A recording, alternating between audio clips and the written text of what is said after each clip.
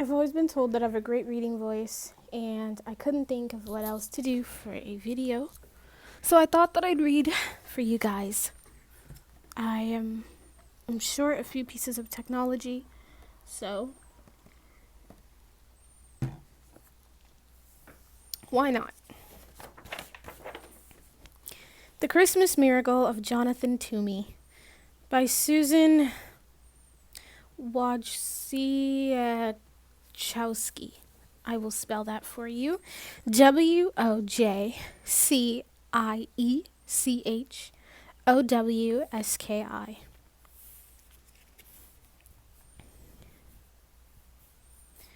It was sponsored and presented by American Action Fund for Blind Children and Adults, because this is a Braille book. But let's get to the actual story.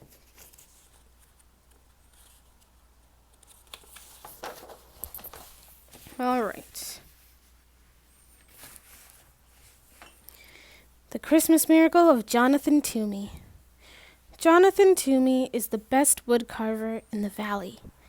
He keeps to himself, though, and rarely smiles or laughs. No one knows that a lace handkerchief, a tiny white blanket, and a portrait of the face of the child he's lost lie hiding in a drawer he never opens. One day in early winter, the widow, McDowell, and her young son, Thomas, come to call on the wood carver. A quiet request leads to a joyous miracle as the widow and her son gently warm the heart of Jonathan Toomey. That was the book summary. And let's see if we can finally get to the story.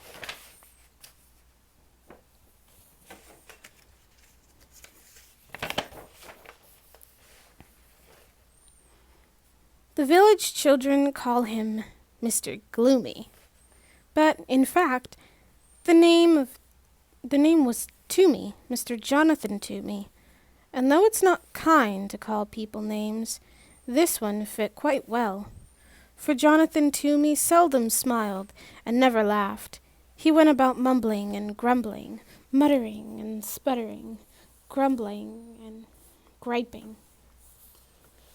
He complained that the church bells rang too often, that the birds sang too shrilly, that the children played too loudly.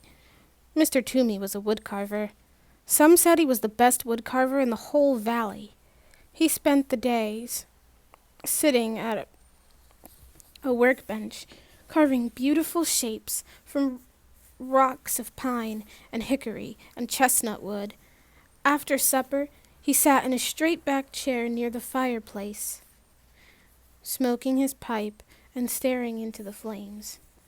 Jonathan Toomey wasn't an old man, but if you saw him you might think he was, the way he walked, bent forward, his head down. You wouldn't notice his eyes, the clear blue of an August sky.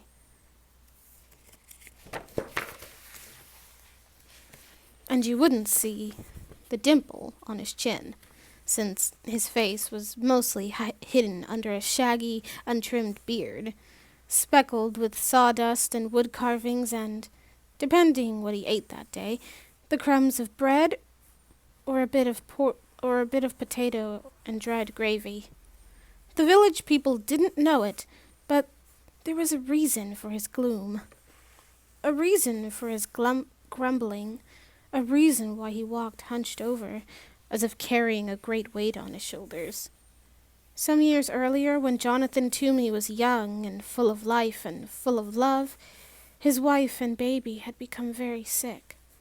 And because those were the days where hospitals and medicines and skilled doctors, his wife and because those were the days without hospitals and medicines and skilled doctors, his wife and baby died, 3 days apart from each other. So Jonathan Toomey had packed his belongings into a wagon and traveled till his tears stopped. he settled in a tiny house at the edge of a village to do his wood carving. One day in early December, there was a knock at Jonathan's door. Mumbling and grumbling, he went to answer it.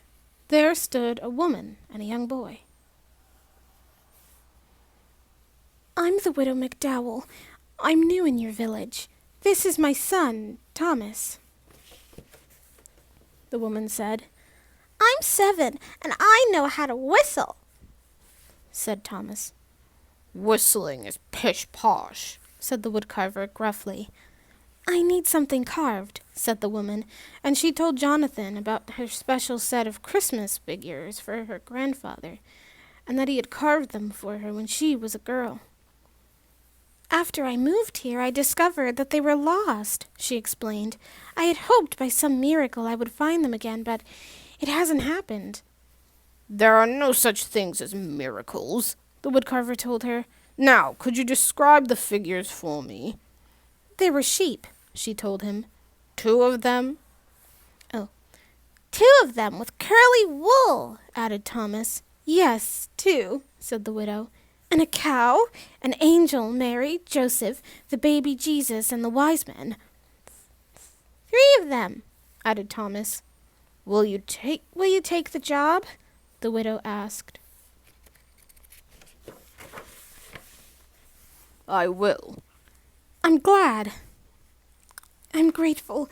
How soon can you have them ready?" "They will be ready when they are ready," he said. "But I must have them by Christmas. They mean so much to me. I can't remember a Christmas without them." "Christmas is pish-posh," said Jonathan gruffly, and he shut the door. The following week there was a knock at the woodcarver's door. Muttering and sputtering, he went to answer it. There stood the Widow McDowell and Thomas. "Excuse me," said the widow, "but Thomas has been begging to come and see you. He says he wants to be a woodcarver when he grows up, and would like to watch you since you are best in this valley." I'll be quiet. You won't even know I'm here. Please, please," piped in Thomas. With a grumble, the woodcarver stepped aside to let them in. He pointed to a stool near the workbench. "No talking, no jiggling, no noise," he ordered Thomas.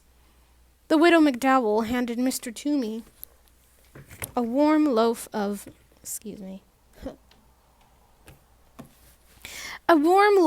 cornbread as a token of thanks. Then she took out her knitting and sat down in the rocking chair in the far corner of the cottage. Hold on, let me check something. Okay, good. "Not there!" bellowed the woodcarver. "No one sits in that chair." So she moved to the straight-back chair by the fire. Thomas sat very still. Once, when he needed to sneeze, he pressed a finger under his nose to hold it back. Once, when he wanted to desperately scratch his leg, he caressed it gently to keep his mind off the itch. After a very long time, Thomas cleared his throat and whispered, "Mr. Toomey, may I ask a question?" The woodcarver glared at Thomas, then shrugged his shoulders and grunted. Thomas decided it meant yes, so he went on. "Is that my sheep you're carving?" The woodcarver nodded and grunted again. After another very long time, Thomas whispered, "Mr. Toomey, excuse me, but you're carving my sheep wrong." The Widow McDowell's knitting needles stopped clicking. Jonathan Toomey's knife stopped carving. Thomas went on.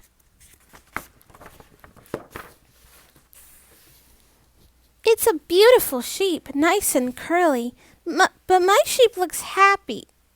"That's pish-posh," said Mr. Toomey. "Sheep are sheep. They cannot look happy." "Mine did," said Thomas. "They knew they were with baby Jesus, so they were happy." After that, Thomas was quiet for the rest of the afternoon. When the church bells chimed 6 times, Mr. Toomey grumbled under his breath about the awful noise. The Widow McDowell said it was time to leave. Thomas sneezed 3 times, then thanked the woodcutter for allowing him to watch. That evening, after a supper of cornbread and boiled potatoes, the woodcarver sat down at his bench. He picked up his knife. He picked up the sheep. He worked until his eyelids drooped. A few days later, there was a knock at the woodcarver's door. Griping and grumbling, he went to answer it. There stood the widow McDowell and her son. May I watch again? I will be quiet. He settled himself on the stool very quietly, while his mother laid a basket of sweet-smelling raisin buns at the table. The teapot is warm, Mr. Toomey said gruffly, his head bent over his work.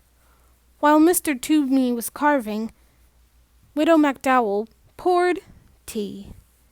She touched the woodcarver gently on the shoulder and placed a cup of tea and a bun next to him. He pretended not to notice, but soon both the plate and the cup were empty.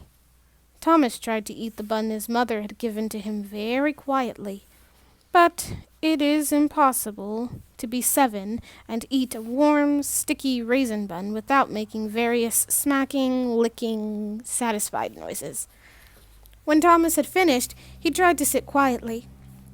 Once he almost hiccuped, but he took a deep breath and held it till his face turned red.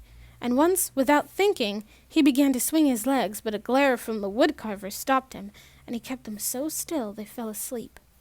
After a very long time, Thomas whispered, Mr. Toomey, excuse me, may I ask a question?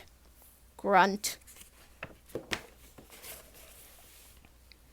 Is that my cow you're carving? Nod and grunt. Another very long time went by. Then Thomas cleared his throat and said, Mr. Toomey, excuse me, but I must tell you something. That is a beautiful cow, the most beautiful cow I've ever seen, but it's not right. My cow looked proud. That's pish-posh, growled the woodcarver. Cows are cows. They cannot look proud. My cow did. It knew that Jesus chose to be born in its barn, so it was proud. Thomas was quiet for the rest of the afternoon. The only sounds that they could hear were the scraping of the carving knife, the humming of the Widow McDowell, and the click-click of her knitting needles. When the church bells chimed 6 o'clock, Mr. Toomey muttered under his breath about the noise. The Widow McDowell said it was time to leave. Thomas shook first one leg, then the other. He thanked the woodcarver for allowing him to watch.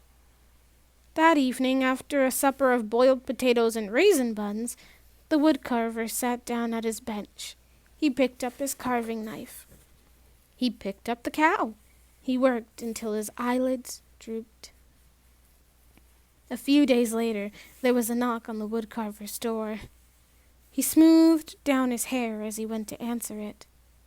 At the door were the widow and her son. May I watch again? Asked Thomas. As Mrs. McDowell warmed the tea and put a plate of fresh molasses cookies on the workbench, Thomas watched the woodcarver work on a figure of an angel. After a very long time, Thomas spoke. Mr. Toomey, excuse me, is that my angel you're carving? Yes. And would you do me the favor of telling me exactly what I'm doing wrong? Well, my angel looked like one of God's most important angels because it was sent to baby Jesus. And just how does one make an angel look important? Asked the woodcarver. You'll be able to do it, said Thomas. You're the best woodcarver in the valley. After another very long time, Thomas spoke. Mr. Toomey, excuse me, may I ask you a question? Do you ever stop talking? Asked the woodcarver. My mother says I don't. She says I could learn about the virtue of silence from you. Under his beard, the woodcarver's face turned pink. The widow McDowell's face turned as red as the scarf she was knitting. Well, speak up. What is your question? Will you please teach me to carve? I am a very busy man, grumbled the woodcarver. But he put down the important angel. You will carve a bird. A robin, I hope, said Thomas. I like robins. With a piece of charcoal, the woodcarver sketched a robin on a piece of brown paper. He handed Thomas a small block of pine and a knife. He showed him how to loop the corners from a block and slowly smooth the edges of the wood into curves. Thomas copied the woodcarver's strokes, head bent, tongue working from side to side, from his lower lip as he concentrated. When the church bells chimed 6 o'clock, Jonathan Toomey was holding Thomas's hand in his, guiding the knife along the edge of a wing. He didn't hear them ringing. The Widow McDowell said it was time to leave. Thomas brushed wood shavings from his shirt. Then he reached out and brushed 2 especially large pieces of wood shaving from Mr. Jonathan Toomey's beard. He thanked the wood carver for teaching him how to carve. Later, after a supper of boiled potatoes and molasses cookies, Jonathan Toomey went to his workbench. He thought for a long time. He sketched drawing after drawing. Finally, he picked up his carving knife. He picked up the angel. He carved until his eyelids drooped. A few days later, there was a knock on the wood carver's door. Mr. Toomey jumped up to answer it. There stood the Widow McDowell with a bouquet of fine bows and holly sprigs, dotted with berries. And there stood Thomas, clutching his partly carved robin. While Thomas and Mr. Toomey carved, Widow McDowell put branches in a jar of water. She scrubbed Mr. Toomey's kitchen table and set the jar in the center on a pretty cloth embroidered with lilies and of the valley and daisies, which she found in a drawer in a little cupboard. Next I will carve the wise men and Joseph, said the woodcarver to Thomas. Perhaps before I begin you will tell me all about the mistakes I'm going to make. Well, said Thomas, my wise men were wearing their most wonderful robes because they were going to visit Jesus, and my Joseph was leaning over baby Jesus like he was protecting him. He looked very serious. It wasn't until the church bells had chimed that Mr. Toomey saw the jar of pine branches and the cloth embroidered with lilies and valleys and daisies. I found the cloth in a drawer. I thought it would look pretty on the table, said Widow McDowell, smiling. Never open that drawer, said the woodcarver harshly. When the two of them left, Jonathan folded the cloth and put it back in the drawer below the cupboard. That evening, after a supper of boiled potatoes, the woodcarver worked on Joseph, the wise men, until his eyelids drooped shut. A few days later, there was a knock on the woodcarver's door. He dusted the crumbs from his beard and brushed the sawdust from his shirt. At the door were the Widow McDowell and Thomas. All afternoon, Thomas watched the woodcarver work. When it was time to leave, Jonathan said to Thomas, I am about to begin the last 2 figures, Mary and Baby. Can you tell me how your figures looked? They were most special of all, said Thomas. Jesus was smiling and reaching up to Mary, and Mary looked like she loved him so much. Thank you, Thomas, said the woodcarver. Tomorrow is Christmas. Is there any chance the figures will be ready? The Widow McDowell asked. They will be ready when they are ready. I understand, said the widow, and she handed Jonathan 2 packages. Merry Christmas, she said. Jonathan folded his arms across his chest. I want no presents, he said harshly. That is exactly why we're giving them to you, answered the widow. She put them on the table and left. Jonathan sat at the table. Slowly, he opened the packages. Inside was a red scarf, hand-knitted, warm and bright. He tied the scarf around his neck. The other parcel held a robin, crudely carved of pine. A smile touched at the corner of Jonathan's mouth as he glided his fingers over the lopsided wings. He dusted the fireplace mantel with his sleeve and placed the robin exactly in the center so he could look at it from his chair. The woodcarver did not eat supper that day. Instead, he began to sketch the final figures, Mary and Jesus. He drew Mary, then wadded then wadded the sketch into a ball and tossed it on the floor. He drew the baby, wadded the sketch into a ball, and tossed it with the first. He sketched again. Once more he crumpled the papers. Soon there was a small mountain of crumpled paper at his feet. Then, finally, he picked up a block of wood and tried to carve, but his knife would not do what he wanted it to do. He huffed and chucked the chunk of wood into the fireplace and sat, staring into the flames. When he heard the church bells announcing the midnight Christmas service, he got up. Slowly he opened the drawer beneath the cupboard, the drawer he hadn't opened and hadn't wanted the widow to ever open. From it he took the cloth embroidered with lilies and the valleys and daisies. He took out a rough woolen shawl and a lace handkerchief. He took out a tiny white baby's blanket and a little pair of blue socks. He placed each of these pieces gently on the floor. From the bottom of the drawer he lifted out a picture frame, a beautifully carved with deep brown chestnut wood. In the frame there was a charcoal sketch of a woman sitting in a rocking chair holding a baby. The baby's arms were reaching up, touching the woman's face. The woman was looking down at the baby, smiling. Jonathan sat in his rocking chair and held the picture against his chest. He rocked slowly, his eyes closed. 2 tears trailed into his beard. When he finally took the picture to his workbench and began to carve, his fingers worked quickly and furiously and surely. He carved all through the night.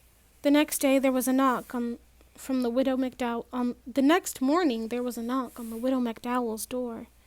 When she opened it, there stood the wood carver, his neck wrapped in a red scarf, holding a wooden box stuffed with straw.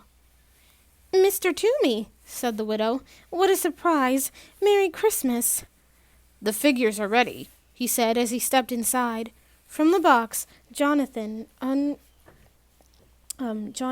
unpacked 2 curly sheep, happy sheep, because they were with Jesus. He unpacked a proud cow and an angel, a very important angel with mighty wings stretching from its shoulders right down to the hem of its gown. He unpacked 3 wise men wearing their most wonderful robes, offering furs and falling in rich